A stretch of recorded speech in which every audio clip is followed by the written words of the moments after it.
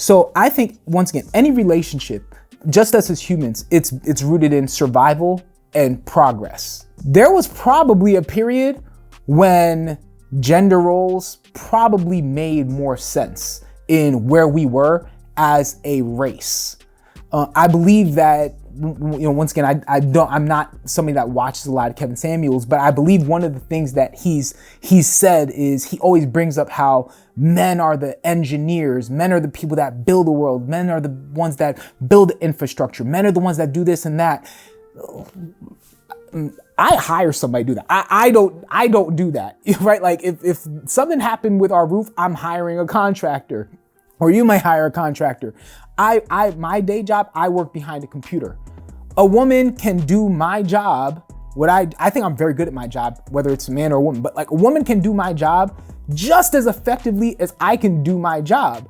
So a lot of times I think men take on this idea of the man that was required 200 years ago, right? When like I didn't have to go to ShopRite to eat.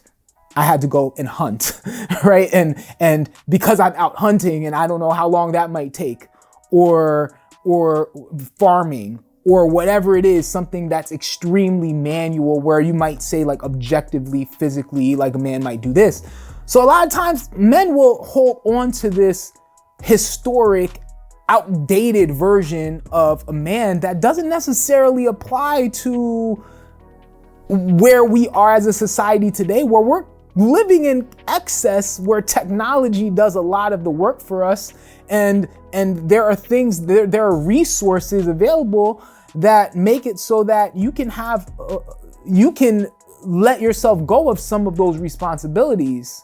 So it doesn't necessarily apply in today's society. However, roles, generally speaking, identifying what is an effective way for us to attack life so we can both work towards the type of life and the type of experience that we want. What's the most effective way for us to do that together and efficient with our time? And any relationship, people have to identify what that means for them.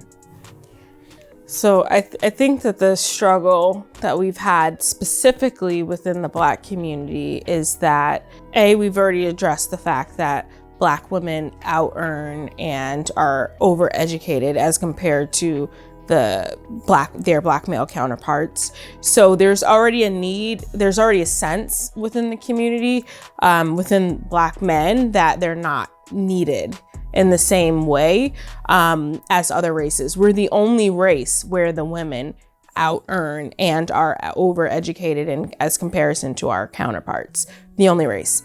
And because of that, and then obviously systemically with things in society in which Black men are less available. You know, there are more Black men that are incarcerated.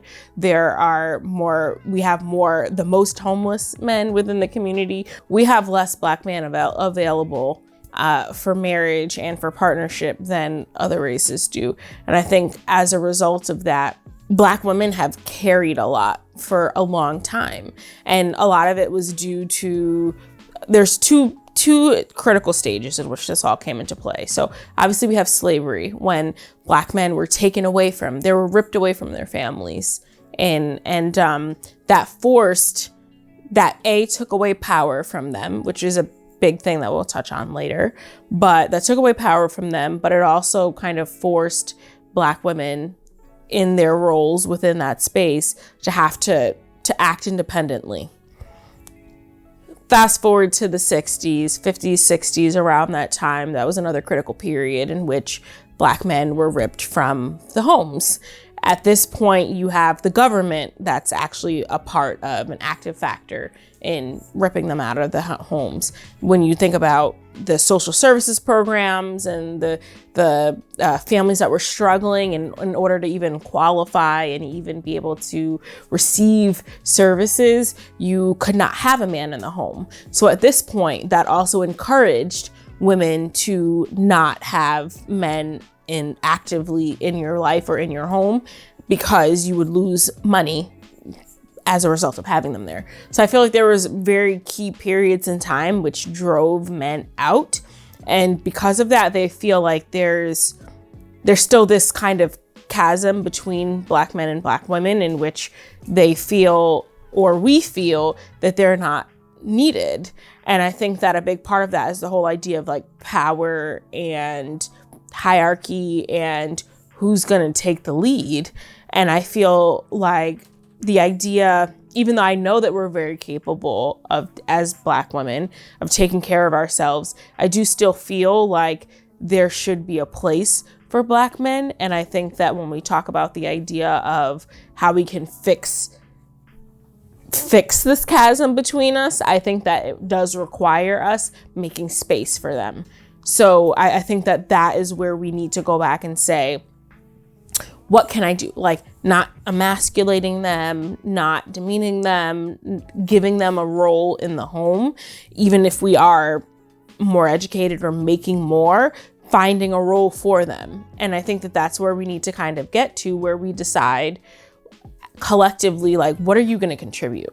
Like, what's going to be your role? What's going to be my role? It doesn't matter if I know I can do this. This is something that I will trust you to do and trust for you to do, because you're my partner and I value you and you can contribute equally to our household.